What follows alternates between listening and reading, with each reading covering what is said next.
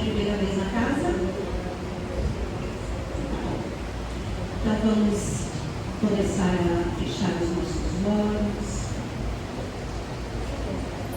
entrar em sintonia dos nossos amigos espirituais, agradecendo a cada um pela oportunidade desta noite, agradecendo a essa casa que nos ampara, nos abraça e nos fortalece. Agradecemos a Jesus por mais essa oportunidade. Em coração do Pai Nosso, vamos abrir a palestra nos trabalhos da noite de hoje. Pai nosso que estás nos céus, santificado seja o vosso santo nome. Venha a nós o vosso reino. Seja feita a vossa vontade, assim na terra como no céu. O pão nosso de cada dia nos dai hoje. Perdoai as nossas dívidas, assim como devemos perdoar aos nossos devedores. Não nos deixeis cair na tentação, mas livrai-nos do mal. Teu reino, o poder e a glória para todos sempre. Assim seja. Novamente, boa noite. Hoje nós estamos com uma palestrante, a primeira vez na casa, né? É a Sueli. Seja bem-vinda, Sueli. Ela é do Centro Grupo Espiritual Maria Mercedes Peado de Santos, tá bom? Então, vamos dar todo o carinho para a Sueli, né? Essa é a casa sua, tá bom?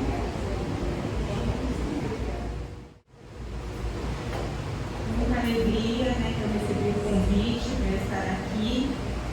Eu não venho a Cubatão, eu nem conheço a cidade, para falar a verdade, mas é sempre bom quando a gente vê, né, as oportunidades vão surgindo, a gente vai aceitando, ampliando os nossos horizontes, fazendo vínculos, né, conhecendo pessoas. Essa troca é muito importante, principalmente no nosso meio espírita, né, como divulgadoras que somos. Então, eu sempre gosto, né, de estar conhecendo as casas, saber como funcionam os projetos, os trabalhos, porque juntos somos mais fortes, né? E quando a gente tem a oportunidade, às vezes, de ajudar as nossas casas co-irmãs, conhecendo as necessidades, a gente faz pontes e conseguimos aqui. Alô, alô? Conseguimos aí, às vezes, grandes progressos, trabalhos bem bacanas. Às vezes a gente já são recente, trabalho já. E hoje aqui com vocês em Cubatão, com muita alegria. Eu sempre procuro trazer temas para as nossas reflexões diárias, para que a gente possa, né, pensar a respeito do assunto, avaliar a nossa vida, a nossa conduta, como seres eternos que somos, né? Experienciando, pela misericórdia do Pai, mais uma oportunidade de vida nessa terra que funciona como escola para nós. Então, eu fiquei pensando, né, no caminho chuvoso, assim, no meio do caminho, um pouquinho meio perdido, está cheio de cavaleiros por aí, né? Depois eu descobri que amanhã é feriado na cidade, vai ter um evento. Mas aí deu tudo certo, graças a Deus. E aí eu fiquei pensando, né?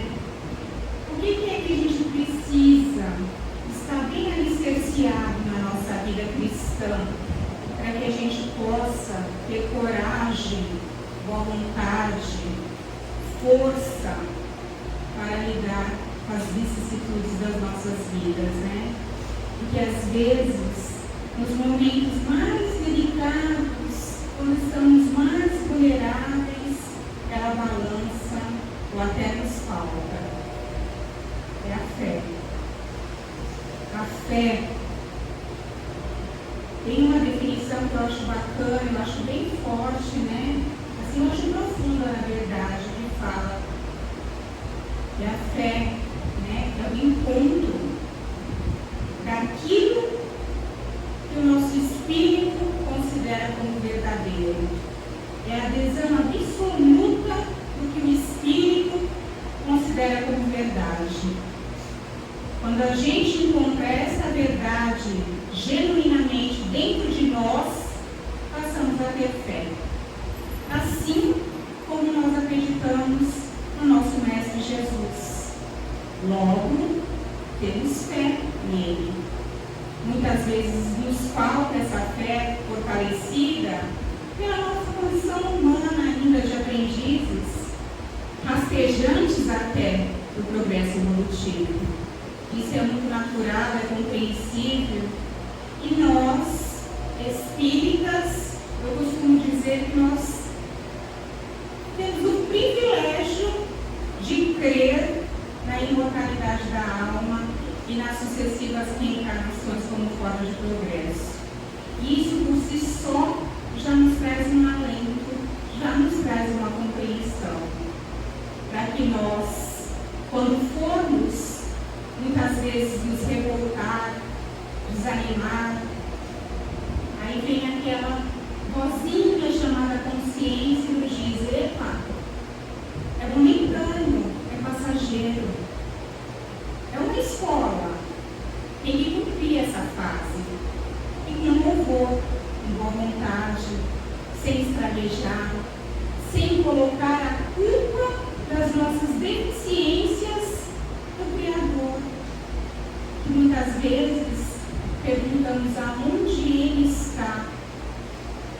Quando a gente pergunta onde o Criador está, é porque, se nós formos sinceros conosco, nós vamos perceber que estamos nós nos afastando dele.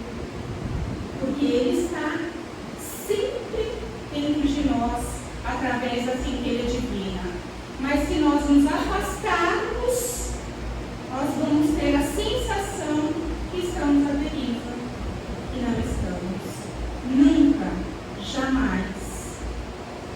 Temos o amigo Jesus, o nosso governador, que envia os seus eleitos para nos orientar e nos assistir. Basta que para isso tenhamos fé e solicitemos o concurso desses amigos abnegados, que muitas vezes abdicaram de uma encarnação para estar no plano espiritual, nos orientando, nos inspirando, nos direcionando, torcendo por nós quando acertamos e lamentando muitas vezes quando titubeamos na nossa fé. Essa fé, ela precisa nos dar o convencimento que não estamos sós e não estamos mesmos. E que se muitas vezes passamos por determinadas dificuldades, é porque são colocadas como ferramentas para cumprir a nossa jornada terrena. Faz parte da nossa lição de casa. Sermos inseridos num contexto familiar difícil, muitas vezes dividindo ali a consanguinidade com pessoas a quem sofremos muito, um filho difícil, um companheiro ou uma companheira que nos dá ali uma tristeza profunda. Por que será que estamos inseridos, né? Nós, espíritas, temos o acalento de saber que nada é por acaso. E isso faz com que a gente desenvolva mecanismos e dispositivos para que tenhamos a compreensão e não permitir que a revolta ou a incredulidade se instale dentro de nossos corações. Não é incomum, muitas vezes, eu já ouvi isso, que o Espiritismo é a doutrina do conformismo, mas não é. É a doutrina do entendimento de que se nós estamos sofrendo, é porque em algum momento da nossa história, que é milenar, porque nosso espírito é antigo, nós tivemos débitos e nós temos que resgatar. A providência divina, esse amor sublime que advém do nosso Pai, do nosso Criador, nos permite o resgate, nos permite o reparo. É por isso que nós, espíritas, temos que ser muitas vezes um exemplo para os nossos irmãos de caminhada, de outras religiões que professam outras crenças. Nós temos a obrigação moral de sermos mais compreensíveis, mais tolerantes. Porque se todas as religiões elas estão presentes nessa escola chamada Planeta Terra, é porque absolutamente todas são necessárias. Porque cada um de nós estamos no estágio de compreensão da existência do Pai e do Criador. E isso me faz lembrar uma mocinha que há uns 5 anos atrás, mais ou menos, no auge dos seus 19 anos, inspirada, muito provavelmente, pelos amigos espirituais que estão sempre conosco, independente da nossa religião, ela disse o seguinte sobre essas religiões: 4 pontos tem a minha religião. Faço deles a minha filosofia, faço deles a minha ação. Viva, creia, ama e faça. Essa também é minha emoção. Viva sua filosofia, ame sua arte. Creia na sua religião e faça a sua parte. Mas não use sua religião para tentar reprimir o outro. Somos 8 bilhões de mentes no mundo. E querer que todo mundo creia na mesma coisa é no mínimo papo de louco. Eu respeito todos os que têm fé. Eu respeito todos os que não a têm. Eu respeito quem crê em Deus. Eu respeito quem não crê em ninguém. Eu gosto de quem tem fé no verso. Eu gosto de quem tem fé em si mesmo. Eu gosto de quem crê no universo. E eu gosto dos que andam a esmo. Um abraço para quem é da ciência. Um abraço para quem é de Deus. Um abraço para quem é da arte. Um abraço para quem é ateu. Axé para quem é de axé. Amém para quem é de amém. Lacedi para quem é de magia. E amor para quem é de bem. Intolerância religiosa é a própria contradição. Religião vem do latim religare, significa união. Então pare de dividir o mundo entre os que vão e os que não vão para o paraíso. O nosso mundo está doente em tudo enquanto nós perdemos tempo brigando por isso.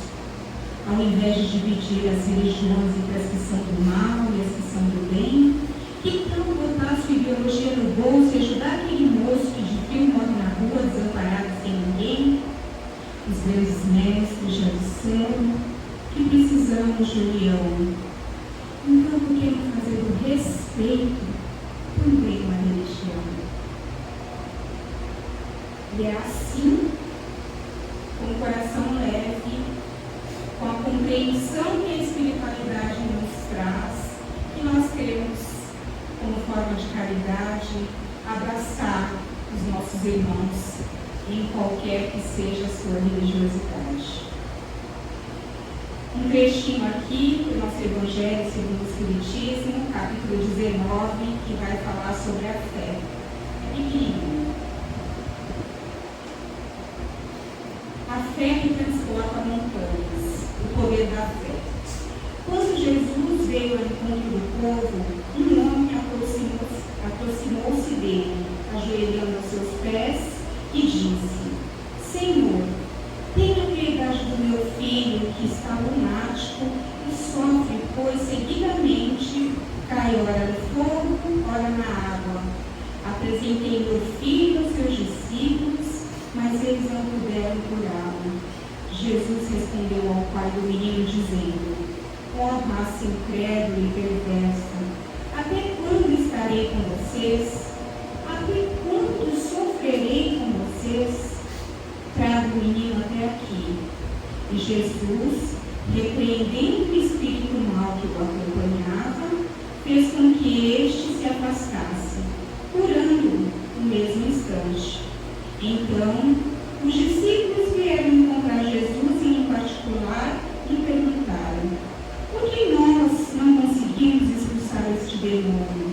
E Jesus respondeu: é por causa da sua pouca fé. Pois eu digo em verdade que se tiverem a fé do tamanho de um grão de mostarda, diriam a essa montanha: transporte-se daqui para ali, e ela se transportaria. Está lá no Evangelho de Mateus, capítulo 17, versículo 14 ao 19. A fé, né, que transporta montanhas, nós devemos tomar essas palavras de Jesus por um conceito moral. As montanhas que a fé transporta são as dificuldades, as resistências, a nossa má vontade, mesmo quando tudo está correndo bem. Os preconceitos, o materialismo, o egoísmo, a cegueira do fanatismo, as paixões orgulhosas, são também montanhas que travam o caminho de todo aquele que trabalha pelo progresso da humanidade. A fé, quando é forte, ela persevera, fornece a energia necessária para vencer os obstáculos. E é aí que não é incomum nós observarmos que pessoas que passam por situações semelhantes agem de formas diferentes. Enquanto uma sucumbe ao desespero e à prostração, levando a distúrbios mentais, como a depressão, outras fazem daquela dor um instrumento de salvação para ela e para quem está em seu entorno, servindo como exemplo de força, fé e coragem. Tudo está nas nossas mãos sempre, sempre, sempre, sempre. É que muitas vezes nós nos desesperamos com as dificuldades da vida, e isso não é uma crítica, é só uma constatação para que nós todos possamos refletir sobre as nossas dores, as nossas dificuldades e a nossa caminhada terrena. Como que eu quero encarar essa minha dificuldade, essa minha dor, esse meu desespero? Eu posso sentar, chorar, esperar que as pessoas ao meu redor fiquem com pena de mim. Eu posso lutar, procurar forças, pedir auxílio, ajuda para quem possa me ajudar, porque alguém que segura a nossa mão com força, com fé e com coragem, é sempre uma mão amiga a ajudar. Está nas nossas mãos. Nós, cristãos, mesmo sabendo de tudo que nos é trazido em termos de conhecimento, muitas vezes nos comportamos como crianças mimadas, melindrosas, que um bispo vira Francisco. E as crianças da espiritualidade já nos trouxe uma vez, através da nossa poetisa, né, carinhosamente chamada por elas da espiritualidade como Tia Cecília, Tia Cécia, conhecida por nós como Cecília Meireles. E ela dizia o seguinte, falando das crianças mimadas e manhosas. E ela diz, uma pomada bem dada. A menina manhosa que não gosta da rosa, que não quer a borboleta porque é com areia preta, que não quer a maçã inteira porque tem gosto de cera. Por que não toma leite? Porque ele parece azeite. Que mingau não toma porque é mesmo bom. Que não almoça nem janta porque cansa a garganta. Que tem medo do gato e também do mato, também do cão e também do ladrão. Que não calça meia porque tem que ter areia. Que não toma banho frio porque sente a frio. Que não toma banho quente porque está inocente. Que a unha não corta porque fica torta. Que não escova os dentes porque ficam dormentes. E que não quer dormir cedo porque sente imenso medo. E que também tarde não dorme porque sente um medo enorme. Que não quer festa de beijo, nem doce, nem queijo. Ó, menina levada, quer uma pomada? Uma pomada bem dada para quem não quer nada. Vamos procurar se a gente não conhece alguém, ou muitas vezes não nos comportamos assim que nem essa menininha aí da Tia Cecília Meireles. Diante da vida, às vezes uma coisa pequena vira uma coisa cabeluda, né? E a gente, muitas vezes, podendo contornar aquela situação para nos favorecer, muitas vezes, jogamos contra nós mesmos. E sofremos. E aí, tem tantos exemplos, né, que Jesus nos deixou a respeito da fé, como a mulher hemorrágica, que quando ela passa, e ele naquela multidão, ele fala, né, que ela já sangrava já há 12 anos, ninguém conseguia auxiliar, e ela sofria muito com aquilo. E quando ela toca nas vestes de Jesus, né, a maioria de nós conhecemos essa passagem, e ela acha que ele fez um milagre para ela, e ele, se colocando como nós, no mesmo patamar que nós, embora saibamos que ele não está, porque ele está muito à frente espiritualmente de nós, ele fala: a tua fé te salvou, a tua fé te curou. Colocando para nós a responsabilidade de que temos recursos nutrientes e curativos para os autocurados, da melancolia, do vitimismo, dos queixumes. Como nós somos queixosos. Tem pessoas que a gente não consegue estar próxima, né? A gente pergunta: como você está? Nunca está bem, né? Aí acaba sendo uma pessoa pesada, aí as pessoas aos poucos vão se afastando, porque vai passando 1, 2, uma década, a pessoa está sempre se arrastando, perdendo uma oportunidade preciosa. Isso eu estou falando no meio espírita, perdendo uma oportunidade preciosa de recuperação, de arregaçar as mangas para trabalhar, porque o trabalho, ele nos salva. E tem muitas formas de nós trabalharmos no movimento espírita, muitas formas. Então, às vezes a gente fala: não temos tempo, não temos recursos financeiros para ajudar.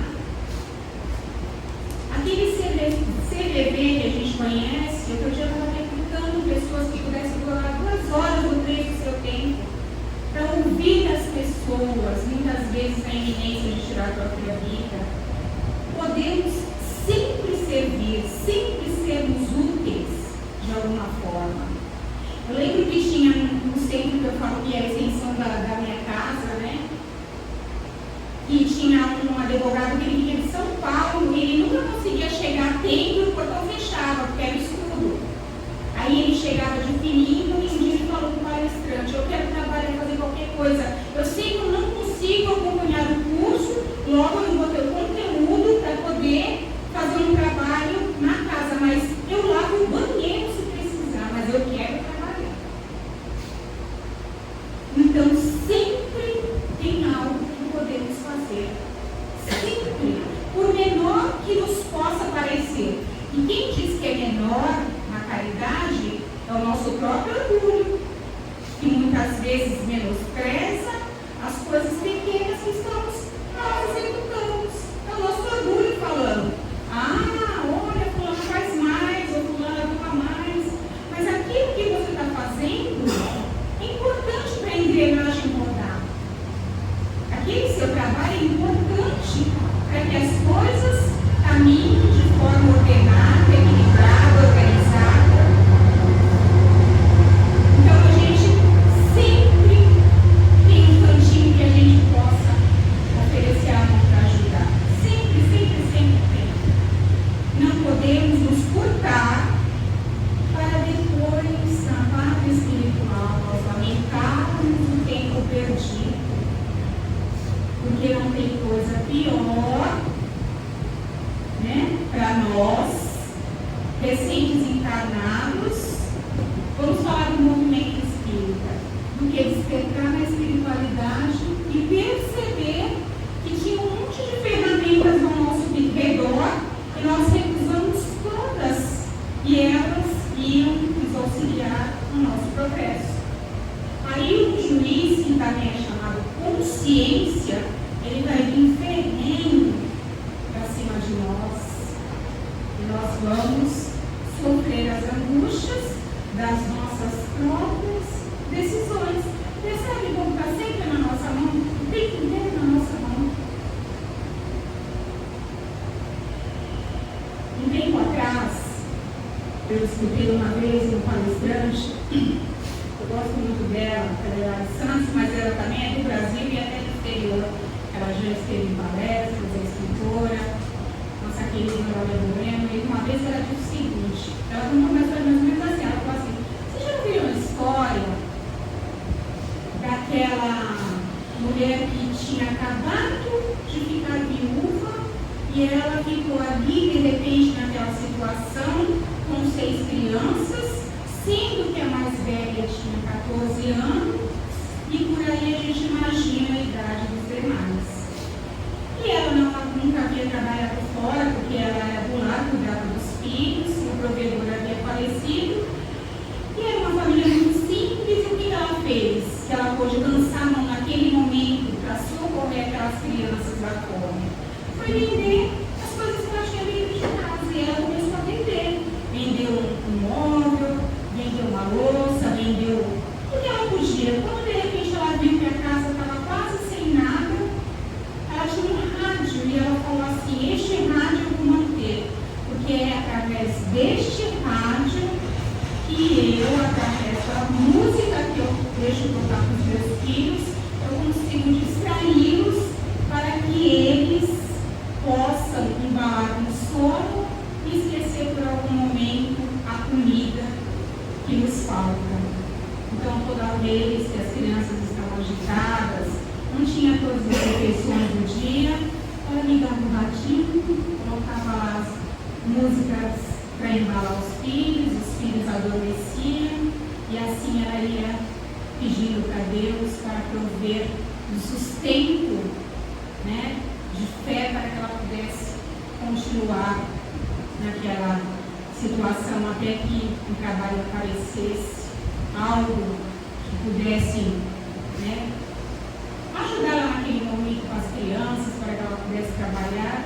E um dia, esse mesmo radinho, ela estava escutando lá uma estação e o locutor falava, sabe como parece que está falando com a gente ali, o locutor?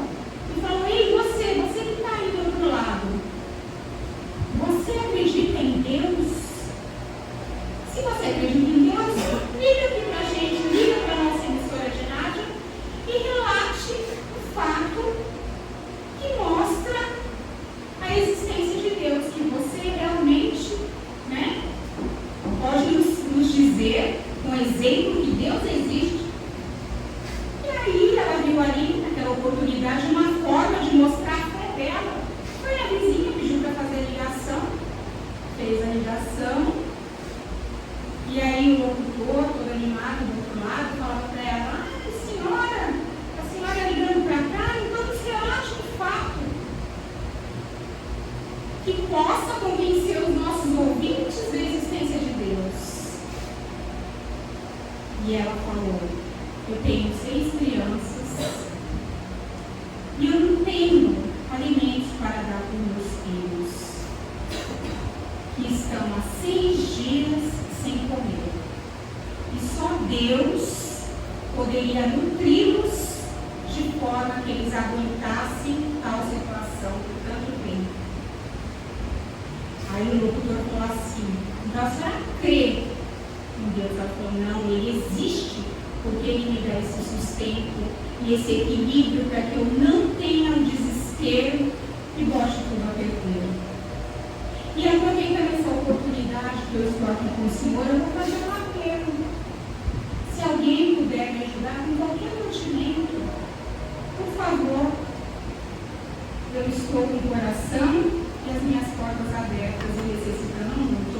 E do outro lado, alguém ouvia também esse relato. Empresário da cidade, dono de uma rede de supermercados, completamente ateu, viu ali a oportunidade de provar que Deus não existe. Aí ele ligou para a rádio o seguinte: olha, eu vou mandar 2 funcionários na casa dessa senhora para levar os mantimentos que ela precisa. E quando eles foram entrando em contato, ela ficou muito feliz, ela agradeceu muito a Deus, né? E aí, esse empresário disse aos 2 funcionários, que foi uma caminhonetezinha, e levou tudo de suprimento que pudesse ter no mercado: guloseimas, produtos de limpeza, estoques de comida básica, né? Da cesta básica. Quando ela viu, né, que aquele caminhão estava se aproximando, ela ajoelhou e começou a rezar e olhava para o céu e agradecia a Deus, sem saber que o dono, o empresário, fez um alerta para aqueles funcionários, dizendo: quando ela perguntar quem está entregando estes mantimentos, você vai dizer que foi o diabo. E eles se assustaram, né? Eles cristãos ali, né? Tementes a Deus: não, patrão, não posso fazer isso. Mas disso depende do emprego de vocês. Você vai dizer e largue tudo lá para ela, que é dela mesmo, que eu estou encaminhando para a casa dela. Chegando lá, essa mulher vendo, né, aqueles mantimentos entrando, casa dentro, as crianças pulando de alegria, ela chorando, ajoelhada, agradecendo. E aí, um cutucava o outro: fala você, não, fala você, eu não tenho coragem de falar. Aí por fim eles decidiram: olha, o patrão vai mandar a gente ir embora, então eu vou lá falar. Ô dona, a senhora não quer saber não quem foi que mandou entregar tudo isso aqui na sua casa? Ela falou: não parece, meu filho, porque quando meu Deus manda, até o diabo obedece.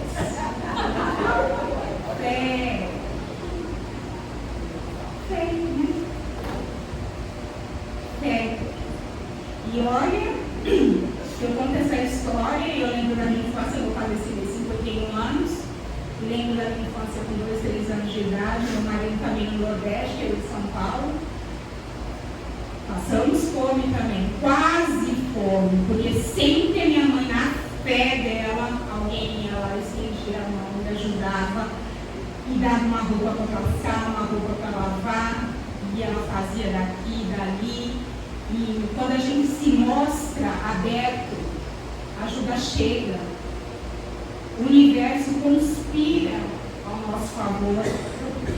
Nessas andanças nossas nas casas espíritas, a gente vê que uma das maiores preocupações, e creio que aqui não deve ser diferente, são as casas que mantêm projetos sociais, de cesta básica, de enxoval, e fica ali, né, fazendo um evento aqui, outro ali. Será que vai dar? Temos tantas famílias cadastradas, né? Aqui eu descobri agora que são 25 famílias, ainda tem a refeição do dia que oferece essas cestas, tem aquela tensão, mas no final dá tudo certo. Com a graça de Deus, o nosso trabalho, o nosso esforço, a nossa fé. Nós passamos por isso também, que o marido tem um projeto lá em Pedro de Toledo, que são 60 cestas básicas, enxoval e leite para as crianças até os 6º mês. E é não, leite não, que são crianças prematuras, de adolescentes com 13, 14 anos, 12 anos, né? E a ajuda vem. Quando a gente pensa que, né, que a casa vai cair, a gente se apega ali e dá tudo certo no final. Porque nós estamos trabalhando na seara do Mestre. Se nós estamos na seara do amigo Jesus, o governador, ele não vai nos faltar. Jamais. Jamais. E quando a gente trabalha para o próximo, estamos trabalhando para nós mesmos, levando em conta a imortalidade da alma. Hoje a gente contribui para matar a fome de um irmão. Lá na frente a gente não sabe se a nossa própria fome, seja ela alimentar, emocional, material, que alguém vai estar matando a gente. Então, quando eu falo sobre alguns temas, vocês podem ter certeza absoluta que antes de falar para vocês, eu falo para mim mesma, para que eu ouça, para que eu aprenda e, sobretudo, para que eu exercite. porque eu sou um ser ainda rastejante, tenho muito ainda que aprender, estou aberta, sempre ao aprendizado, e toda vez que eu vou em algum lugar, eu muito mais aprendo do que faço alguma coisa, pode ter certeza.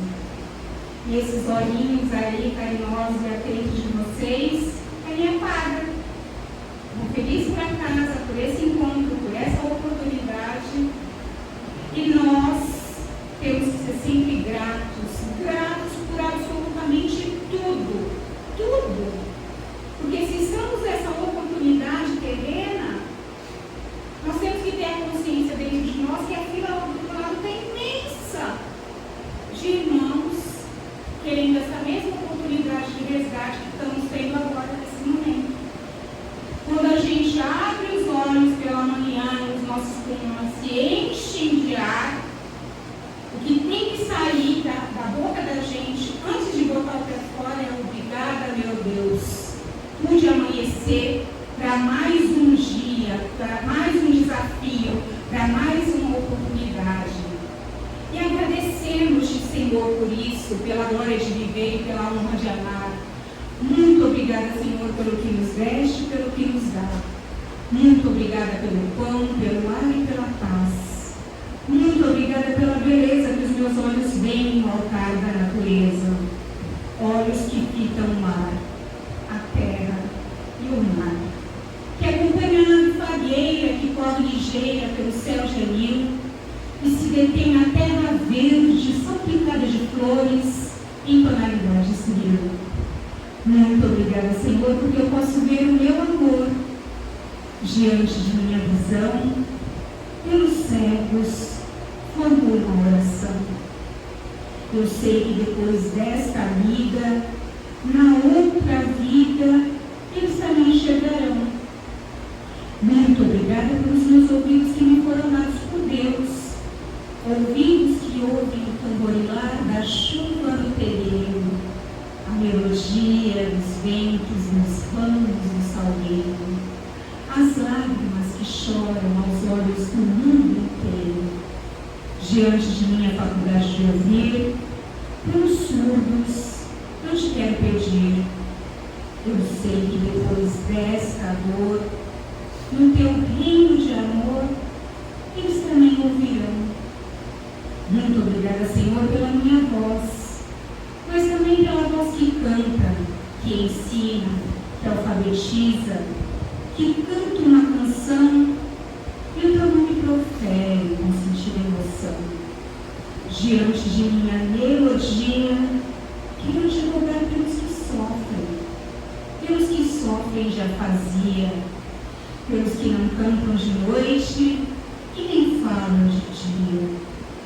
Eu sei que depois desta dor, no teu reino de amor, eles também cantarão. Muito obrigada, Senhor, pelas minhas mãos, mas também pelas mãos que oram, que semeiam, que agasalham, mãos que apertam mãos de caridade e solidariedade, mãos de poesia, de cirurgia, de sinfonias, de psicografias, mãos que acalentam a velhice, a dor e o desamor, mãos que acolhem no seio do corpo filho alheio sem receio, pelos meus pés que me levam a andar sem reclamar. Muito obrigada, Senhor, porque eu posso bailar.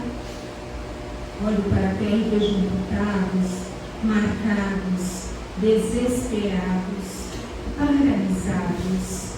Eu posso andar, olho por eles. Eu sei que depois desta expiação, na outra reencarnação, eles também bailarão. Muito obrigada, Senhor, pelo meu lar. É tão maravilhoso ter um lar. Não importa se este lar é uma mansão, um bangalô, seja lá o que for, o importante é que dentro dele exista amor.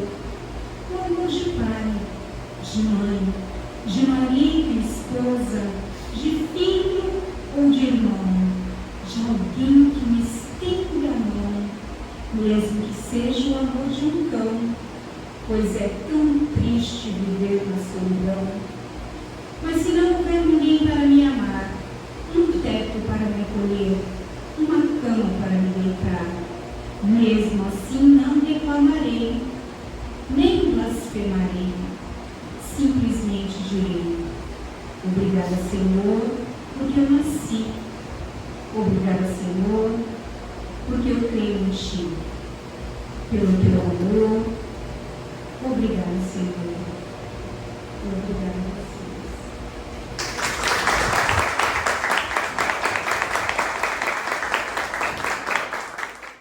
Então vamos fechar nossos olhos, que a gente vai entrar para o momento de paz, não esquecendo que é um momento único, é um momento de pensar em si, é um momento seu agora que a gente precisa. Então vamos novamente fechar nossos olhos, agradecendo por essa palestra, agradecendo essa espiritualidade e a nossa Mãe Santíssima. Ela coloca o seu nome sobre todos nós, sobre o nosso planeta, levando paz e amor a todos. Coração de Maria, encerramos por ela os trabalhos da noite. Ave Maria, cheia de graças, o Senhor é convosco. Bendita sois vós entre as mulheres, bendito é o fruto do vosso ventre, Jesus.